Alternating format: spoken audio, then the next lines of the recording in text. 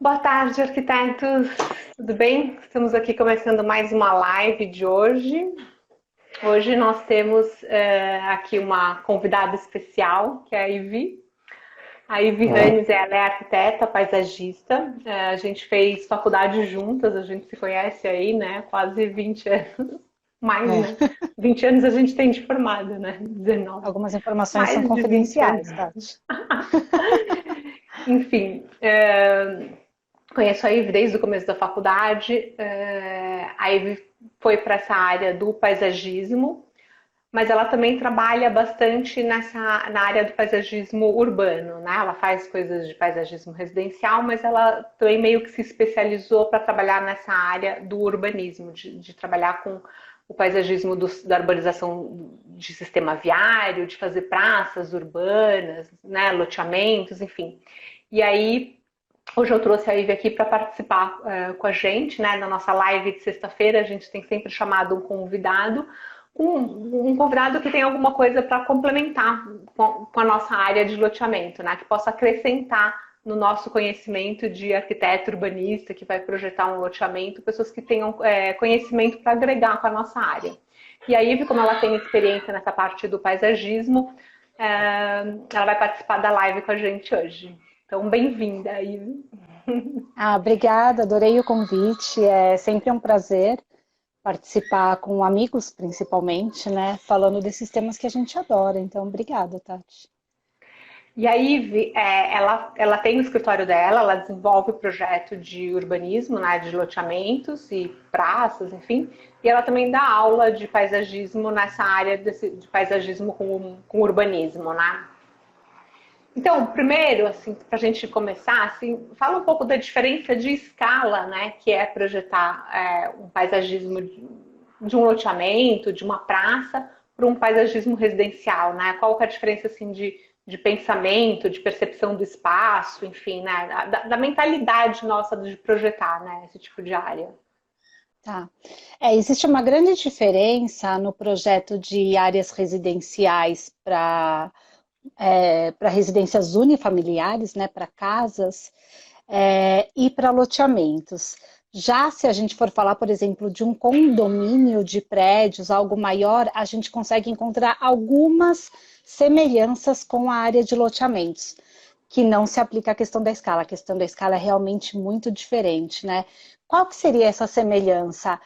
Quando a gente trabalha com projetos residenciais de condomínios, por exemplo, condomínios de edifícios, a gente cria áreas de lazer focadas em algum tipo de atividade, né? Então tem playground, tem área da Praça do Fogo, tem, sei lá, pista de corrida, tem a área pet, né? E esse tipo de lazer a gente acaba também conseguindo projetar nas áreas de loteamento. O que acontece é que a escala é diferente e a localização desses espaços, né? Nos loteamentos, como a gente dispõe de áreas maiores, a gente consegue desenhar praças mais interessantes, que a gente não consegue nesses condomínios residenciais, né? E a questão da arborização urbana, que entra, né, que é algo específico dos projetos de loteamento. Então, o cuidado que a gente tem que ter com essa questão da escala é de trabalhar com algo que se encaixe no tamanho, na proporção desse espaço, né? Porque a quantidade de pessoas que vão usar o espaço é muito maior. Então, se a gente pensar, quantos lotes, mais ou menos, tem em média um loteamento? Acho que de 300, 400, 300 a 500, né? 400, A média que eu tenho trabalhado é sempre isso. Então, são 400 famílias utilizando um espaço. Então, não dá para a gente projetar uma pracinha de estar que tem dois bancos no canto, uma arvorezinha, né? Tudo é muito diferente. Então, tudo bem, não são 400 famílias juntas na praça, né? Mas se a gente pensar em 1% disso, são 4 famílias, de 3 ou 4 pessoas já dão 20 pessoas, exagerando um pouco, né? Então a gente precisa de espaços maiores. Essas áreas de lazer têm que ser desenhadas meio que comparando assim as escalas do urbano mesmo, né? Dos espaços abertos. Então, uma pequena praça de bairro equivaleria ao tamanho de uma praça que a gente desenha num loteamento. E também talvez em termos de manutenção, né? Porque mesmo no loteamento fechado, que tem um equipamento, é claro que ele vai ter um cuidado, porque se o loteamento é fechado, ele tem ali alguém que é responsável pelo condomínio, ele está numa área totalmente aberta, né? Diferente às vezes de um prédio, alguma coisa assim, que já está numa área mais coberta, mais protegida, né? Acho que em termos de manutenção também, o tipo de escolha de material, de plantas, né? Enfim. Ah, com certeza. Isso tem a ver com a questão da escala também. Por mais que a gente fale de um condomínio, de um loteamento fechado, né, onde a gente tem uma figura do condomínio, de alguém que cuida dessa manutenção, os espaços são muito maiores e a manutenção é muito mais dispendiosa, né? Tanto de tempo quanto de dinheiro. Então, a gente tem que trabalhar com espécies muito mais adaptáveis às questões climáticas, que não precisem de uma rega. Na verdade, a gente não vai poder regar quase que nada depois que isso já pegou e a espécie já está forte no lugar, né?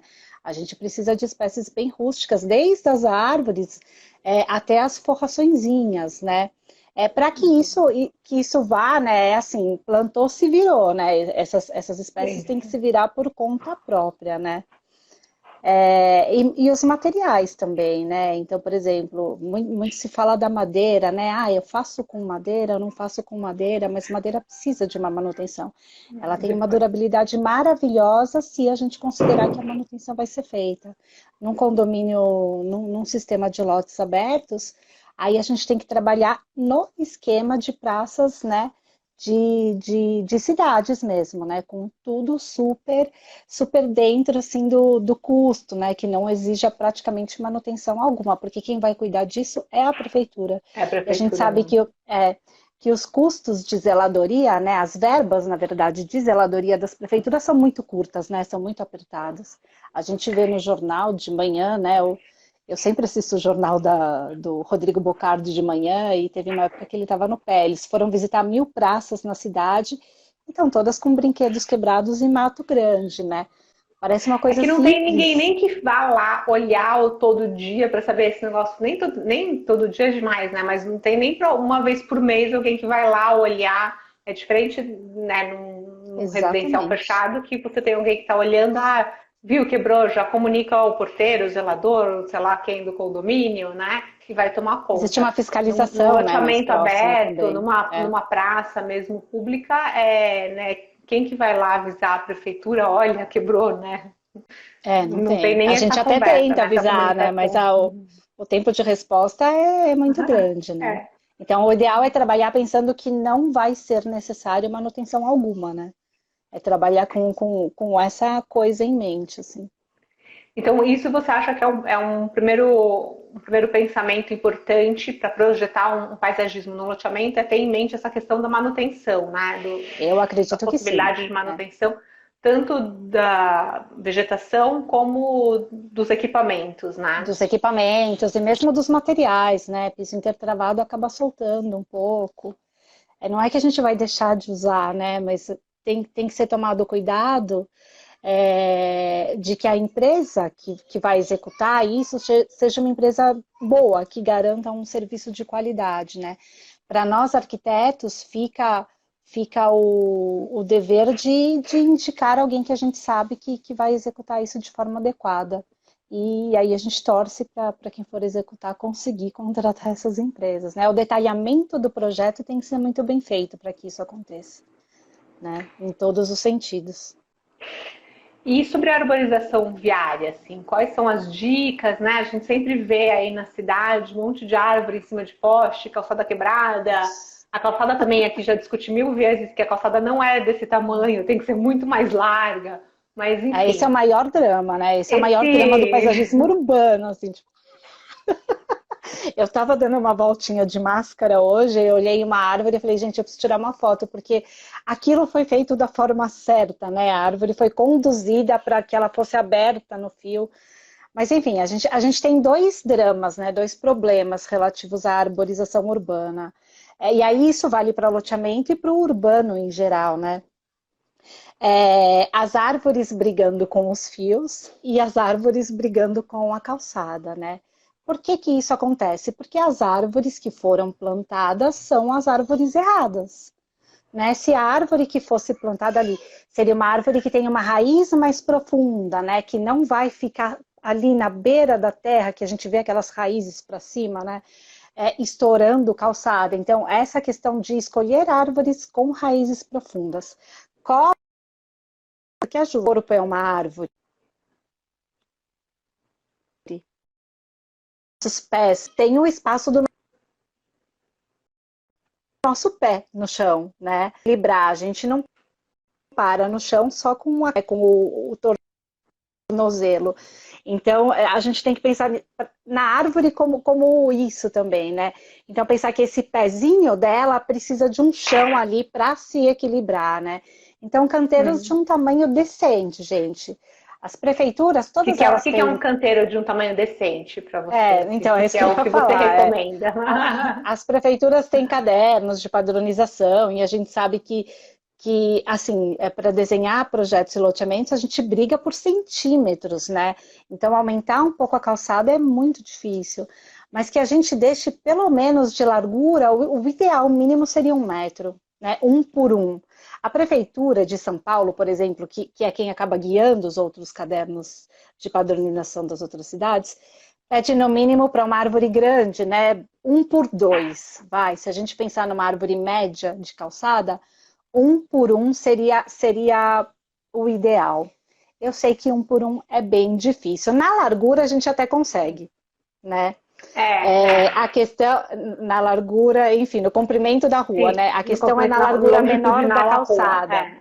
Na parte mas se a gente Mas o que dá para fazer nesse sentido é trabalhar, porque a árvore precisa também de água, né? Então essa árvore tem essa área de 1 metro de largura teria que ser drenante também. Então trabalhar com algum piso que possa se movimentar, tipo pedrisco, né? Ou tipo uma greia um pouco elevada, né? Plantar a árvore um pouco mais funda com uma greia em cima permite também que essa raiz, né? Vamos supor que essa mão aqui é a raiz, aqui é a calçada, né? Essa raiz tenha um espaço aqui para crescer e se movimentar.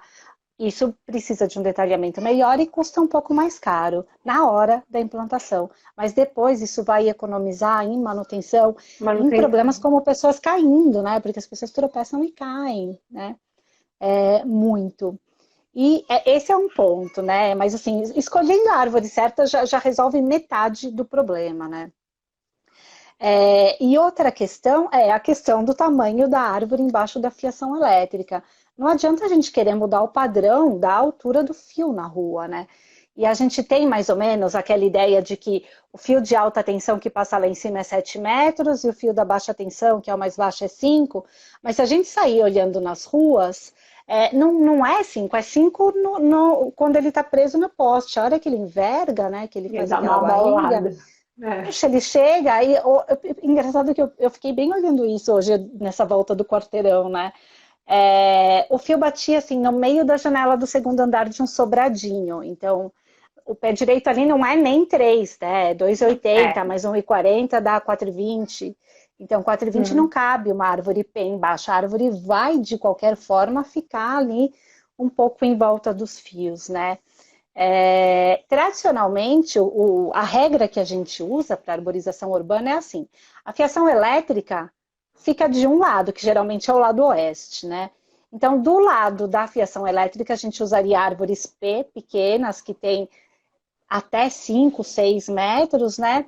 E do lado sem fiação, a gente usaria árvores tamanho médio, que são as árvores que vão mais ou menos de 5, 6, até, sei lá, 12 no máximo, daí já passa a ser árvore grande, mas não puxando para as de 12, né? Puxando para aquelas árvores de 6, 7, 8, que são mais uma quaresmeira, assim, uma pata de vaca.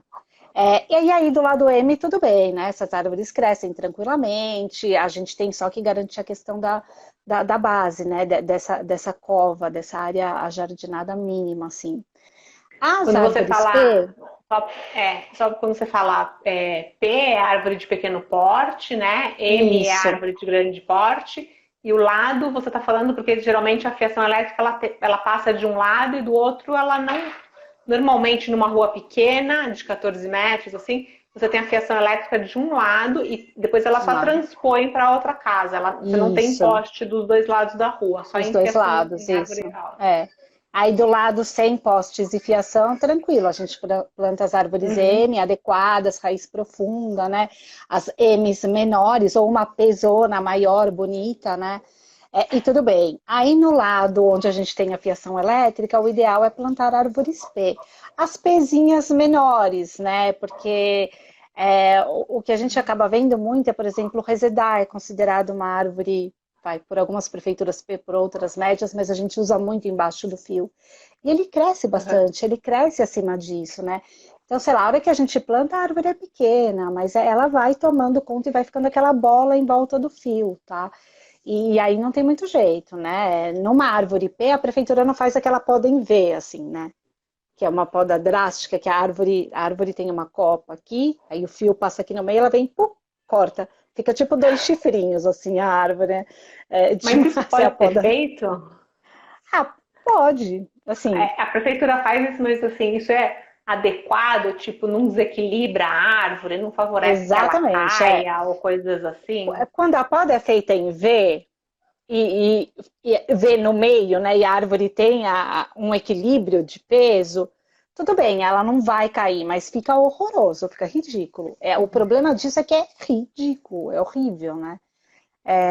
E nesse caso, às vezes, a poda é muito drástica, porque você poda um galho muito grande, às vezes, isso acaba deixando a árvore fraca, e em poucos casos elas não se recuperam, né?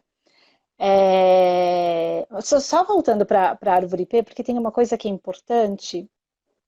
Tem muitas cidades, né, e muitos projetistas também que usam arbustos conduzidos como forma de árvore do lado que a gente tem postes, né?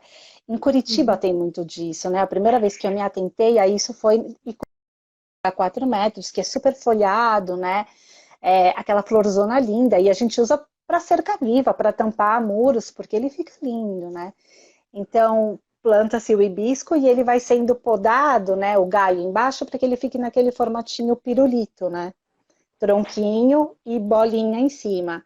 E aí, assim, esteticamente até que ok, né? Porque você cumpre o papel de ter uma árvore bonita. E ele fica lindo porque ele tem flores lindas. Só que, assim, ele não gera sombra, né? Então, se a questão principal da árvore fora as questões ecológicas, enfim, mais que vão Uhum. além disso, como filtragem de ar, a questão estética é o que acaba sendo o que vale mais para a gente plantar essas árvores, né? Então, ok, ele cumpre, mas muitas vezes essa copa fica muito baixa, né? Então, pessoas mais altas não conseguem passar Uhum. por baixo. E como as calçadas são muito. Eu passo tranquilamente, em todos, mas já passo meio perto. Assim, meu 1,5 m vai ali já raspando o topetinho, né? Passar uma pessoa de 1,70 m, que não é super alta, já a cabeça muitas vezes bate no galho. E isso não pode, isso barra a acessibilidade. Então, isso é algo que eu não faço nos meus projetos, né? Eu procuro sempre é, conduzir, né, e orientar os meus alunos e as pessoas que me perguntam a não fazerem também, né? O ideal é a gente trabalhar com aquelas espécies P menorzinhas, tipo chau-chau, que a gente usa em São Paulo, e é uma árvore maravilhosa, assim, se pudesse plantar só chau-chau embaixo dos postes, seria maravilhoso, mas não dá para usar uma espécie só também por questões de praga, né? Então é isso. E da ecologia, né? Aí você pode falar um pouco sobre isso, assim, a questão da variação da espécie. Eu nem ia sugerir essa coisa da praga, mas tem a questão dessa ecologia urbana das Das espécies, né, espécies, de dos fauna irem animais. é, pa- voando, né, de árvore em árvore. Como É, é que isso funciona? Como é que na exatamente. cidade, né?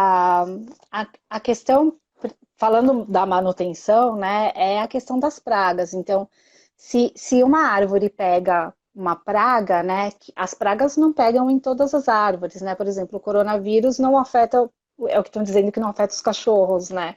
Então, uma praga pega em algumas espécies e não em outras. Então, a partir do momento que aquela espécie tem praga, ela espalha isso para as outras, porque o vento Ah, leva tá. passarinho, borboleta, insetos, né? Isso voa, isso vai.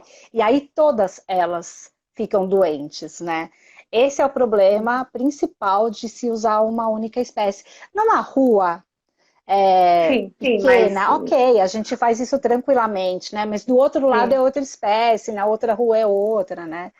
Uhum. E a questão da ecologia é principalmente em relação à avifauna mesmo, aos pássaros, né? Porque os pássaros se alimentam de frutinhas, né? Enfim, abelhas, polinização, borboletas, né? Então a gente precisa de diversidade. Quanto mais diversa é a vegetação, melhor e mais espécies de pássaros, principalmente, vão existir nessas áreas, né? E aí, se tem mais pássaro, toda a Interessante. ecologia começa a funcionar melhor. Interessante isso. Nunca tinha, não sabia É. por esse lado. Ó, aprendi uma coisa. A Ju levantou aqui a questão de árvores frutíferas nessa parte de paisagismo, Ah, urbanização legal, viária. importante que a Ju falou, porque na verdade eu vejo esse como o principal drama, que bom que a Ju lembrou disso. Gente, isso é drástico, né? Porque as pessoas continuam, as pessoas são os paisagistas, né? Aqueles de credencial, continuam plantando frutas na rua. Por que que não pode, né? É tão bonito e as pessoas podem comer, é lindo, é poético, mas assim, cai a fruta, pode cair na cabeça da pessoa, e assim, parece piada, né? Mas cai uma manga na cabeça de uma pessoa. Tem aqui do lado de casa uma rua que são várias mangueiras, né? E aí, quando é época de fruta, eles colocam aquela tela por baixo, essas telinhas de proteção Uhum, de sacada, né? uhum. Para que não caia na cabeça das pessoas, aquilo pode matar, né? Então, cai e machuca as pessoas, cai nos carros, né? Então, aí você cria um problema de amassar os carros. Suja e mancha o piso. E essa fruta que cai no piso, para alguém passar a escorregar, é um dois, assim, né? Eu fiz uma postagem E há uns. nem é muitas pessoas que conseguem comer, porque quando tem árvore frutífera, os passarinhos, os outros Comem. animais, eles comem antes das pessoas, né? E aí A derrubam gente mais ainda as frutas, né? Isso, a hora que a gente vai pegar nunca tá sempre um pouco azedinha, né? A gente pega tipo porque é gostosinho, assim, pegar e comer na Uhum. hora, mas. é, E não é só, eu falei da manga, porque a manga é uma baita de uma fruta, né? Mas frutinha, tipo pitanga, né? Pitangueira, que é uma árvore linda que a gente planta em tudo quanto é canto. Cai umas pitangas no chão e se escorrega muito, né? Escorrega carrinho, escorrega, imagina a bengala. E há uns dias, né, eu fiz um post, acho que no Facebook, falando de, por favor, não plantem frutas na rua. E aí uma aluna minha postou uma reportagem mostrando um motoqueiro que teve um acidente super enorme porque passou em cima de uma fruta na rua, né? Então isso é sério, isso é questão de segurança. A gente não pode brincar com a segurança, né? A gente Agora, assina como responsabilidade usar técnica sobre isso. como usar árvores frutíferas? Em que situação que Dentro poderia do ser usado? projeto. Em qual Nas possibilidade ou com praças, qual nas praças?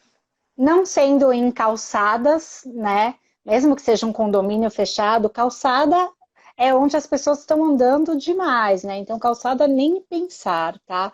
Agora, Uhum. dentro de uma praça, mesmo que seja perto de uma área de passeio, ok, porque é diferente. A pessoa tem a opção de andar por outro lugar, não é a única opção de passeio. Então, tranquilo. Aí é só tomar cuidado com as frutas muito grandes, né? Essa, sim, o ideal é que elas fiquem numa área que tenha só grama embaixo. Então, que a gente preveja, uma mangueira chega, sei lá, 30 metros de diâmetro, elas ficam Sim, gigantes, né? sim. Então, prever uma área, né, equivalente a uma copa já adulta, onde embaixo não vai ter banco, não adianta pôr o banco porque as pessoas vão sentar, né? E nem áreas de, Sim. de piso, de passeio. Quem quiser fazer piquenique embaixo ou namorar embaixo da mangueira, vai por sua conta e É por risco. conta e risco. Aí vai Mas aí tomar é uma mangueira. coisa específica, né? A pessoa está lá consciente, né, É, de onde ela dos está, né? riscos. Ou não, mas enfim, vai aprender, né? E sobre projeto de praças, aí a gente falou no começo da questão de escolher materiais, assim, mas o que seria importante a gente considerar também em praças de loteamentos abertos, né? Que você está fazendo um loteamento aberto, nessas áreas abertas, assim. o que que é legal de considerar em termos de projeto? Tanto essa questão da vegetação, que você estava falando do tamanho das árvores, mais de equipamentos, o que é legal, que é interessante a gente considerar pensando tanto do ponto de vista da cidade, não só de manutenção, mas tipo, dos usuários, né, do que as pessoas vão aproveitar, mas também aliando aí que eu imagino que você pense na hora que você está desenvolvendo o projeto dessa questão de ecologia urbana, né, passagem, imagino que você pense em tudo isso, né, você está desenhando ali, Sim. você fez um piso, uma ocupação, uma área de estar, mas você também pensou nas árvores, sei lá, para fazer um corredor de fauna, como é que... O que que norteia, assim, um projeto seu, quando você vai desenvolver, o que que norteia, assim, o pensamento de uma praça? É. São todas essas questões e mais algumas, né? Então, partindo do macro para o micro, geralmente as áreas de praça vêm já definidas do projeto urbanístico, né? Então, o que, que o paisagismo se encarrega nessa macroescala, que é onde a gente consegue trabalhar mais com a questão ecológica? É entender as áreas que a gente tem, que uma praça a gente considera como uma pequena mancha, né? Falando em questões de ecologia urbana, a gente teria que ter manchas e corredores verdes em toda a cidade, né? Então, manchinhas pequenas, né? Pequenas praças arborizadas, ligadas a outras, essa ligação pode ser a arborização viária, né? E isso ligado a grandes parques, porque aí toda essa ecologia e biodiversidade consegue manter esse fluxo, né, de movimentação. Aí a gente consegue nota 10 no quesito ecologia, né? Então, trabalhar olhando todas essas áreas, né, do projeto, como a gente consegue interligá-las, né? Então, vocês da paisagem urbana fazem algo que é ótimo, que é manter o cinturão em volta do projeto, né? Vocês Sempre mantêm que a essa gente área livre. consegue. Bom, Sempre que a tem gente conseguido na consegue, maior né? parte, mas isso é ótimo, porque a gente consegue, além de conseguir colocar uma pista de caminhada, que é ótimo, né? Numa área Sim. mais verde, a gente consegue pelo menos uma fileira de árvores maiores, né? Nessa beira do condomínio. Isso já é um anel, né? Isso já cria um anel. Se a gente pensasse que todos os loteamentos, um ao lado do outro, tivessem esses anéis, a gente criaria uma colmeia. Isso seria Hum. maravilhoso, né? Então, por isso que isso é ótimo, né? E daí, pelas ruas, a gente traz essa conexão para as pracinhas. Então, essa é a questão da ecologia, né? E aí, arborizar o máximo que possível. Não é uma questão de ficar criando florestinhas, né? Mas de se criar áreas de sombra suficiente, porque a gente mora num país tropical, né? Eu já estou aqui querendo prender o cabelo, morrendo de calor porque eu moro na fachada oeste, né? Mas é quente, né? Tudo bem, sol é legal, mas é na praia que a gente vai tomar sol, né? Tudo bem, no parque, né? Mas numa pracinha de bairro, as pessoas querem Sim, sim. sentar na sombra para conversar, os idosos principalmente. As crianças não vão ficar no meio-dia lá embaixo do parquinho gritando que nem louca, elas vão ficar Não, sempre, e mas até de isso, preferência numa a gente sombra. não vive só até as 10 da manhã e depois das 4, né? A gente vive Exato. exatamente das 10 às 4. É a hora que você É, conseguiu sair de casa com a criança, na hora que você está andando na rua na hora do almoço, né? Você é vive bem nesse aquele sol das horário 3, né? em que Vem a você avó assim, precisa não de é esse alguma sol da proteção, criança. né? Exatamente. E a nossa proteção é a vegetação, a primeira, né? A principal. Então, falando de vegetação, da ecologia, é isso. A, a vegetação tem que ser sempre diversificada, né? Por causa também das questões ecológicas e estéticas. Então, uma praça com uma única espécie, então pensa, um ipê maravilhoso, rosa, né?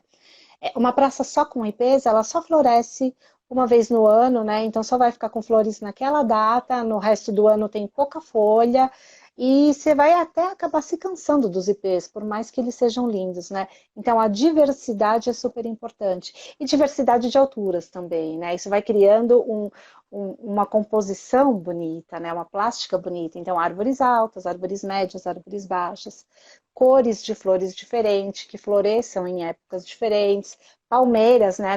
A palmeira não faz sombra, né? Então, para áreas onde a gente queira usar a vegetação como algo mais estético mesmo, né?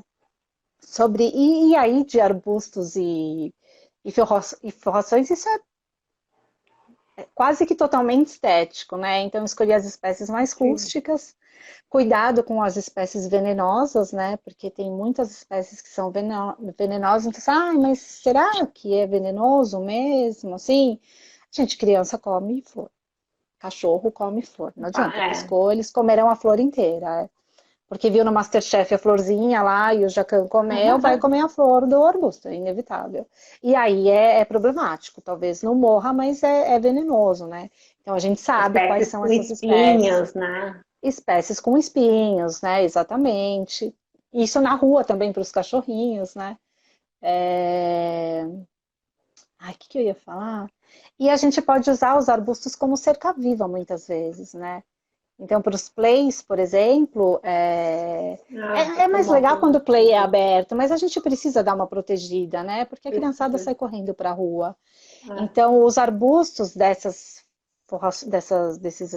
enfim, as cercas vivas com os arbustos mais fechados, elas são importantes para essas questões, né?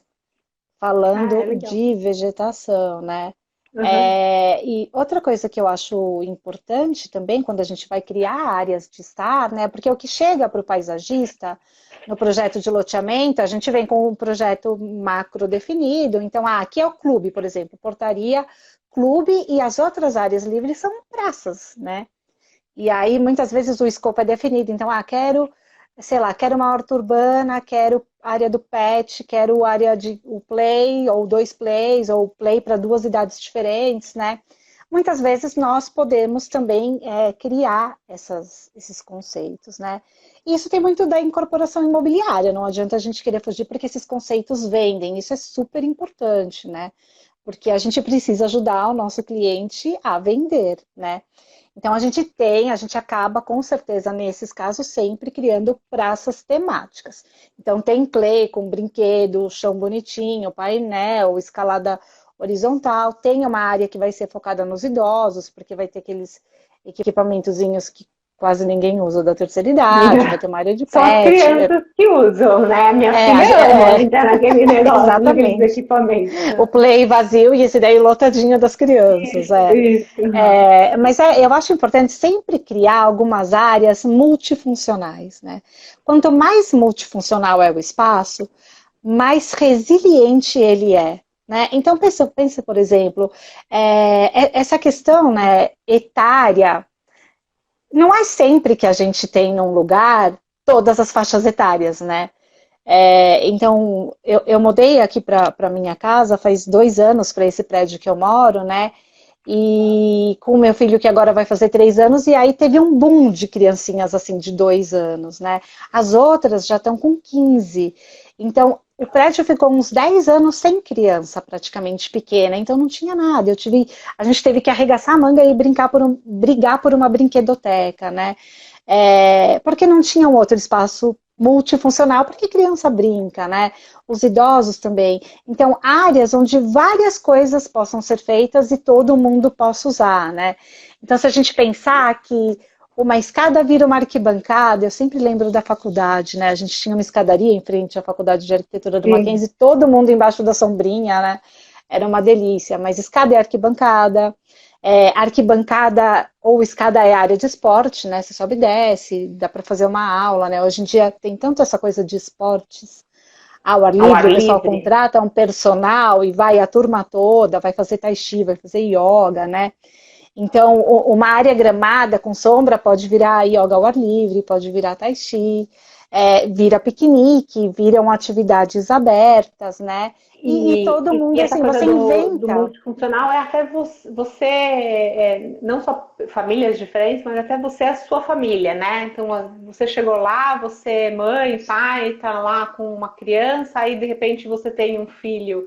Eu tenho algumas amigas assim, que tem filho tipo de 8 anos, minha cunhada, 8 anos com outro de 1. São duas idades completamente diferentes. Você não pode Aí pôr em seriam dois saquinhos plays também distantes, diferentes, né? exato. Porque você tem que ficar de olho nos dois, né? Aí E tem que ser ficar geralmente a aberto, gente, né? exatamente, esses parquinhos que acabam ficando separados por faixa etária, né? Os plays, justamente porque as crianças pequenas vão trombar e vão cair com o grande que passou e nem viu, não é, enfim, acontece, né? Essas áreas acabam ficando muitas vezes longe, né? Então, um parquinho faixa etária até 5 e o outro acima de 5, 6, né? Eu acho isso complexo por causa da funcionalidade, né? Então, talvez manter todas as coisas em um lugar, só que um pouquinho afastadas, né? Não mistura um no meio do outro. Então, põe os brinquedões dos maiores para um lado e os brinquedinhos dos pequenos mais para o outro, um jardinzinho no meio, assim, discreto, né? E um espacinho para a mãe poder ficar para lá e para cá. A mãe, a avó, É, enfim. sim, o responsável. A Ju levantou aqui uma outra questão, que é área para as crianças com uso do solo próprio e declividade. Às vezes nem sempre a gente tem terrenos que são planos, né? Às vezes sobra só as pirambeiras, né? Aí o lote fica na pirambeira e o sistema de lazer, né? As praças também ficam na declividade, né? E aí como que dá para lidar com esse tipo de situação? Como é que... Dá. Na verdade, isso é super legal, né? Principalmente para os plays, porque dá para fazer aqueles tobogãs em escala. Tem assim, essa história apareceu super com o Parque Bicentenário de Santiago do Chile, não o bicentenário grandão, né? Mas existe um parque bicentenário infantil, que o terreno é super estreito e é um morro. Então é um morrão com, sei lá, 20 metros planos, né? Então ele foi escalonando escorregadores. Então, em vez de criar, sei lá, um tobogã de 40 metros de altura, ele pôs a cada 2 metros, né, uma fileira de escorregadores, um patamar. Escorregador, patamar, encostado no solo, né? Então você transforma esse paredão num grande tobogã, né?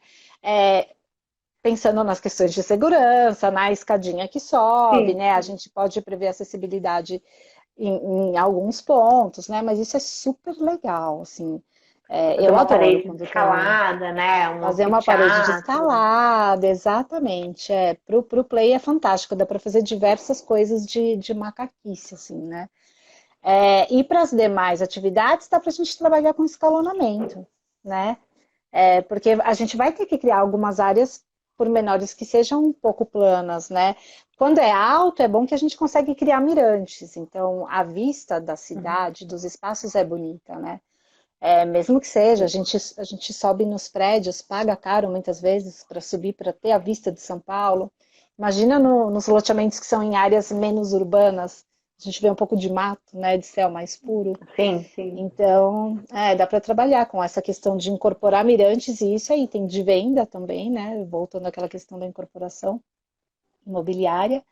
E é assim, trabalhando com patamares. Se é muito inclinado, a gente vai trabalhar com patamares pequenos, né? Vários patamares, e aí a gente usa rampas, usando a topografia para criar essas rampas gigantes, porque aí a gente garante acessibilidade, né? E nesse tipo de área, assim, quando tem essa declividade, esses taludes, você costuma colocar nos seus projetos, tipo, um guarda-corpo, assim, por conta, sei lá, da pessoa cair ou não? Depende da declividade? Como é que você analisa isso?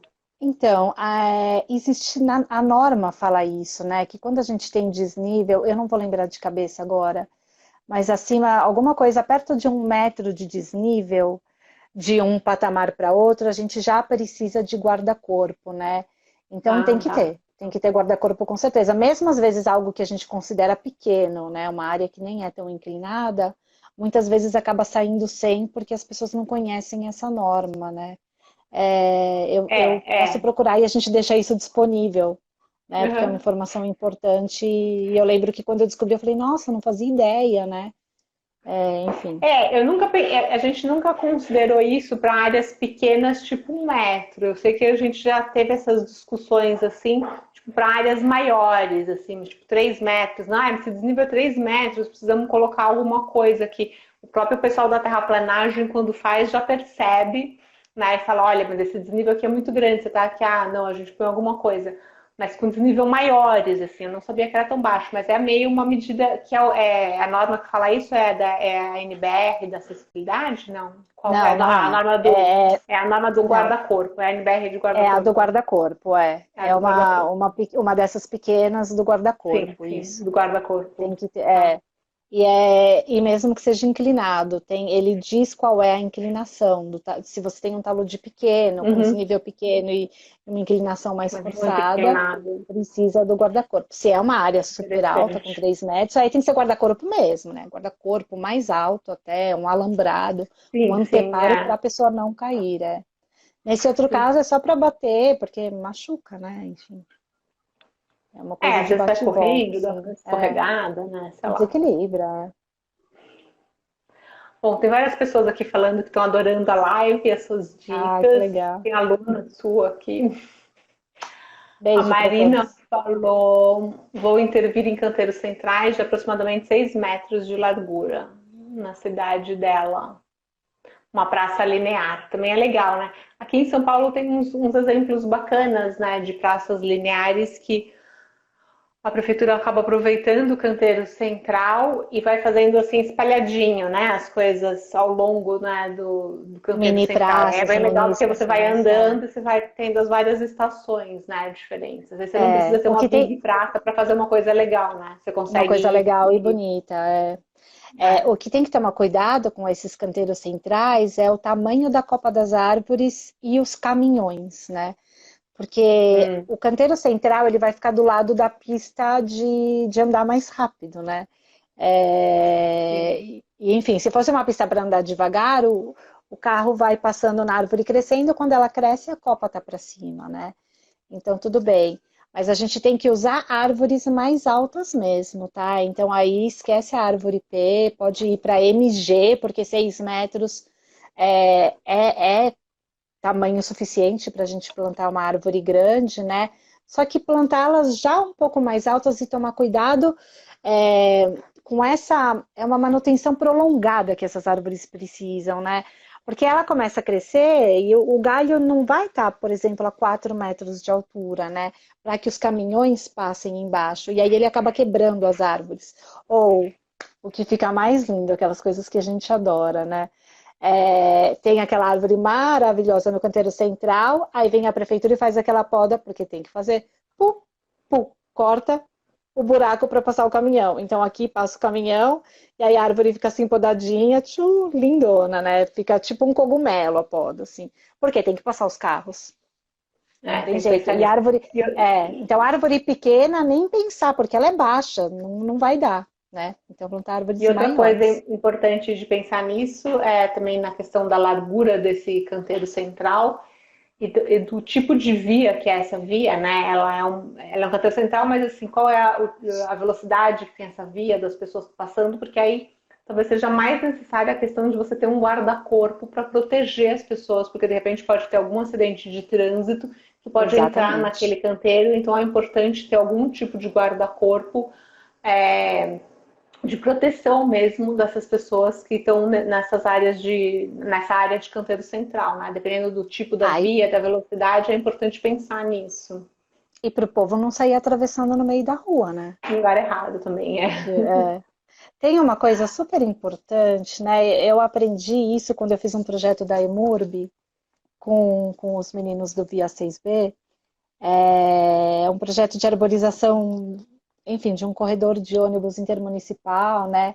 E eles tinham uma consultoria com uma paisagista que trabalhava com eles há milênios, né? Muito boa, conhecia muito essas questões de como trabalhar a arborização de vias mais rápidas, né? E aí o que ela me corrigiu diversas coisas, né? Mas uma delas, e que eu nunca tinha ouvido, é que assim, a gente procura, o ideal seria procurar não usar árvores de tronco tão duro, vai. Existem durezas, né? Então, por exemplo, eu lembro que ela me alertou sobre o pau-ferro, né? Então, o pau-ferro é muito duro. E aí era mais ou menos a ideia é essa do acidente. Então, se um carro bate no pau-ferro, ele se rasga no meio, né? Em alguma outra árvore com um tronco menos duro, não, ele amassa, né? Então, isso foi algo que ela me atentou, e aí eu parei para pesquisar toda essa questão, né? do nível de lenhosidade do tronco, vamos dizer assim, que é algo que eu nunca tinha pensado, né? Também não, mas uma coisa que eu aprendi várias hoje. Não, eu aprendi pra caramba nesse projeto, foi demais. E também de não deixar tão no canto, né? Então, se você deixar a árvore bem no cantinho, né? O canteiro, ele tem voltas, né? Então, se você deixa muito perto do cruzamento, aí o carro vai bater com certeza. Então, recuar um pouco, né? E aí, nesses casos, colocar algum arbusto. Ela me alertou também nesses casos para tomar cuidado com arbustos nos canteiros, porque os Eles trombadinhas se tapam a escondem. visão. A E gente eles mora no tapam a Brasil. visão, né? É. É bom Eles porque ele tapam não a deixa o visão na farol do hora que carro você do está outro lado. fazendo. Mas eles às É. vezes tapam a sua visibilidade do trânsito, né? De você Então, enxergar. para questões de segurança no trânsito, isso é importante, né? É. Para proteger os motoristas. Então, essas são questões importantes também. Pessoal, alguém tem alguma pergunta? A live foi ótima, aprendi várias coisas que eu não sabia. Ah, que Obrigada. legal. Normalmente eu que vou aprendendo com você, né? Que bom que eu contribuí dessa vez. Deixa eu ver aqui os comentários. Tem um que chama VB Engenharia e Urbanismo. Na cidade em que resido, eliminaram os canteiros centrais e colocaram meio fio dividindo as pistas. Eu até gosto de canteiro central porque dá esse espaço, dá um ar bonito para as avenidas, né? Mesmo que seja para plantar umas palmeiras, né? É. Aí tinha uma outra, a Marina, que falou do canteiro central. Acho que você falou dicas de paisagismo do canteiro central, mas você falou, né, da questão da árvore, da posição, da localização. Então é isso. Pessoal, para encerrar, a Ivy tem um Instagram também, que ela passa bastante informação sobre isso. Qual que é seu Instagram? É arq de arquiteta, ponto, Ivihanes. Evyhannes.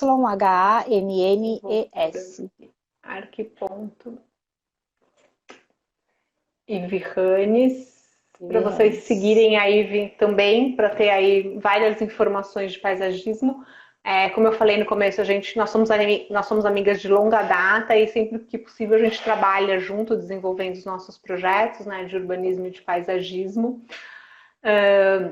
A Ivy também distribui bastante conteúdo nas redes sociais dela, então sigam ela aqui no Instagram, no Facebook, tem bastante informação também.